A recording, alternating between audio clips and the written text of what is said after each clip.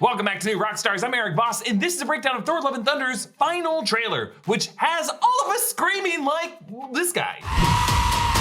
Now that we're closer to the release, Marvel Studios always starts to tease bigger pieces of the plot, but hey, I can assure you, I have seen the movie, and this footage doesn't at all spoil any of the best parts of the movie, and neither will I in this video. My speculation drive has been switched off. So I will just be pointing out details noticeable to anyone regardless of whether or not they've seen the film, and I'm just gonna explain their connections to Marvel Comics and what they tell us about the MCU beyond what happens in this movie. So again, no Love and Thunder spoilers in this video. Also, this video is sponsored by Raid Shadow Legends, more on them later. First, we got a new shot of Gore in the chamber. Other shots have shown Jane and Thor inside of, containing statues of the Living Tribunal, the Watcher, Death, Eon, and Infinity, maybe more statues. It's a very important location. I won't say much more about it in this video. But then we get a few new shots of Thor and Jane and Valkyrie's exit from the pantheon of gods that we thought would be called Olympus, but an official clip that we'll talk about later in this video defines as Omnipotence City. The promo I broke down in the past week actually shows a glorious exterior shot of Omnipotence City as Thor's goat boat, the Aegir, departs on a makeshift rainbow Bifrost bridge. Thor's feet and the others' boots are coated in this gold-colored blood of the guards of this city that various footage shows splashing everywhere, and I love how Thor leaves a gold-colored footprint on the deck. But as this boat flies out of the smashed window, it passes two Celestials. We can actually identify who these are just based on their appearance. On the left, with the 5 eyes and the antlered head, is a Mad Celestial from the 2012 Fantastic Four comics set in an alternate universe of Earth 4280. These Celestials try to use Reed Richards' bridge device. It is an alternate reality viewer. They're trying to take over the multiverse with this thing, but they end up getting defeated by Reed's son Franklin Richards and teaming up with Galactus. Now, Franklin Richards is actually implied to exist in the MCU in Universe 838 when Reed Richards referenced having children. Please.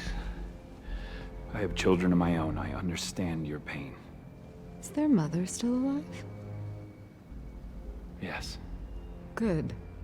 There will be someone left to raise them. The Celestial on the right matches the design of a Celestial Gardener from a 2013 Uncanny Avengers storyline set in Earth 616, when some Celestials were revealed to plant life seeds and death seeds within planets, along with Tiamat the Dreaming Celestial from other comics. Storylines like this inspired Arisham's Celestial Seed plot in the Eternals film. The fact that these two are peeking through a window like neighbors hoping for a slice of pie gives us a sense of their scale. Like other MCU Celestials have been way bigger than this, bigger than planets, so these must be smaller. Like if they turn their heads as this boat passes through them, they're definitely smaller than Arishem is if they can fit inside of Omnipotence City. And the fact that they are here tells us that this whole pantheon of gods isn't really a who's who of the gods, but really anyone who has once had god status gets invited to the party. But let's talk about what you need. Badass champions? Check. Tough bosses? Check. Millions of players? Check. Years of content and regular updates? Check. And check. Raid Shadow Legends has it all. Caught in the middle of an epic struggle that's raged for thousands of years, you'll fight noble kings and dark wizards. You'll uncover prophecies, curses, betrayals, and meet more than 12 warring factions. This game brings back everything I remember about my childhood, and with gameplay I can take anywhere. In fact, I remember where it all began with Raid. I never expected to get this level of performance out of a mobile game. Honestly, look how crazy the— Wow, look at me when I still cared what my hair looked like and being slightly less sweaty. And as confident as I felt then, I still look a little nervous when I'm presenting videos. How far I have come. Well, back then that was maybe 1 out of 4 videos we made that week. Now we're releasing dozens per week. How are we managing it all? We have really appreciated Raid's sponsorship over the years, and it has helped us bring you more of the content you love. And much like our channel, Raid does not stand still. It's constantly improving and has developed and changed a lot with regular new updates and content. There's so much to enjoy in this game. I like going to the tavern to summon different champions to build out my collection. There are so many champions to collect. Some of my favorites are Ursine Ironside. He's a giant bear ready for war. There's also Brachus the Shifter, Archmage Helmet, and Kreela Witch Arm. All of them with unique moves and abilities. And there's just a ton happening in Raid this month. They've got special events every single day, including an entirely new event for the summer solstice. It's called the Path of Light, and you'll be able to explore 3 branching paths to get the rewards you want the most. On top of that, there's some awesome new champions coming out and a set of skins for the amazing Trenda Guilt Mallet. They look amazing, and I can't wait to get my hands on them. Raid's currently running a special Laningham Chase event where you can get your hands on the amazing Laningham, a brand new legendary champion from the High Elves faction, just by logging in. All you gotta do is log in and play Raid for 7 days between now now on July 20th and you'll get Ladmia for free. That's it. Ladmia is one of the strongest support champions in the entire game. You can help carry your team and get past many of Raid's tougher challenges. You don't want to miss her. This is the best time to get started in Raid, and if you click my link in the description or scan my QR code here on the screen, you'll get a free starter pack worth almost $30. We're talking a free champion, Aina, 200,000 silver, 1 energy refill, 1 XP boost, and 1 ancient shard, so you can summon awesome champions as soon as you get in game. All of this treasure will be waiting for you right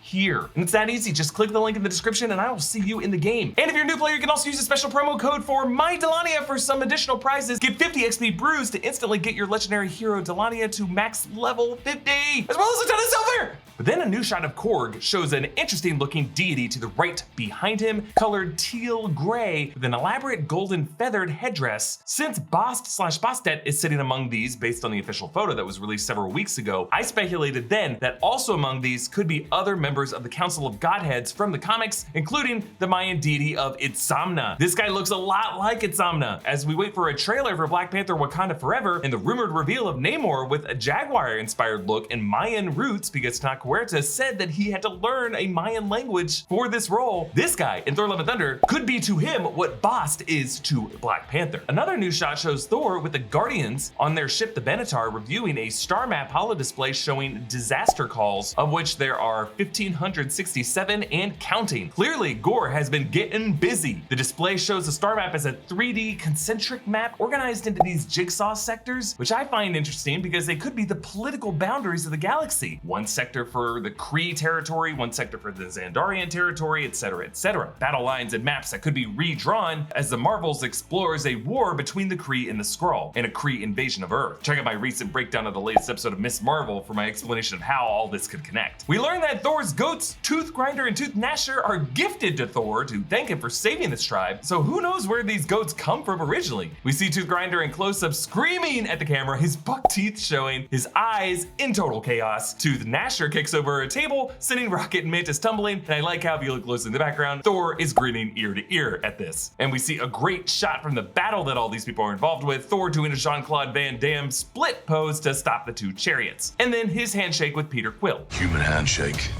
It's the Asgardian shake. Into the snake that you cannot trust. Really dragging this out. And finish the classic Asgardian high one. Yeah, Thor's reference to an untrustworthy snake is a callback to a past experience with Loki. He told the story in Ragnarok. There's one time when we were children, he transformed himself into a snake, and he knows that I love snakes. So I went to pick up the snake to admire it, and he transformed back into himself, and he was like, yeah, it's me, and he stabbed me. But let's move on to a new scene released on Jimmy Kimmel Live with Tessa Thompson. We're in the Shadow Realm. How'd you know? The atmosphere there has a darkness like no other. It's as if color fears to tread. It's unmistakable. Well then, if it's color we need, let's bring the rainbow. Bring the rainbow. Was that a catchphrase or something? She's only been a Thor for a minute.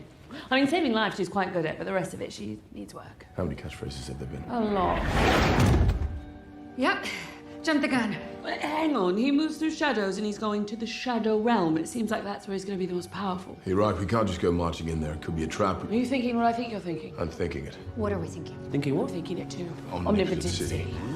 So, some important terms established here. Let's define them without spoiling anything in the plot beyond what was said in this scene. Don't worry. So, the Shadow Realm is a deep cut from Marvel Comics, strange fantasy comics in 1960 with The Thing. The Shadow Realm was ruled over by a guy named Ka, who used warriors in the forms of living shadows. Thor Love and Thunder is using the Shadow Realm to replace Gore the God Butcher's original medium in the comics as the bearer of All Black the Necrosword, previously a part of the symbiote deity Null. Null and all derived symbiotes like Venom are Sony properties, so that really limited the way the MCU could depict Gore in this movie. But this idea of the Shadow Realm is pretty cool, because it implies Gore can use any shadow to move in and out of a space, similar to the way the Scarlet Witch could manipulate the mirror dimension to enter and exit through any reflective surface. Since shadows are literally the absence of light, shadows by their nature have no color in them. Contrastingly, at the other end of the spectrum, white light is literally all the colors in the spectrum merged and combined. So shadow is none of those colors. visible. Since Gore moves through this shadow realm, that explains why he is desaturated. And we come back to Omnipotence City. This is actually from the comics 2012 God of Thunder, the same storyline that leads into the Mighty Thor comics that this movie's based on. This city was first constructed by the Lords of the Dawn, the first elder gods, maybe their forebearers, a place of divine fellowship and a nexus of all the gods. It is built with the trimmings of the clay of creation fired with the embers that lit the first sun. To be honest with you, I love this kind of shit in the comics. I also like how this clip shows Jane Foster as the Mighty Thor particularly thirsty for a new catchphrase, which in this case is "Let's bring the rainbow," which definitely sounds too close to the Skittles tagline of "Taste the rainbow." At this point, folks, I will be scaling back how many Thor videos I make now that we are in the final stretch before the release. It's hard to talk about this movie without spoiling it, obviously, so hang tight, stay tuned for our other content about the digital release or Multiverse Madness. I'm doing a re-breakdown of that, folks, as well as our breakdown for the Ms. Marvel episodes and everything else. Follow me at EA Voss, follow New Rockstars, subscribe to New Rockstars for more analysis of everything you love. Thanks for watching, bye.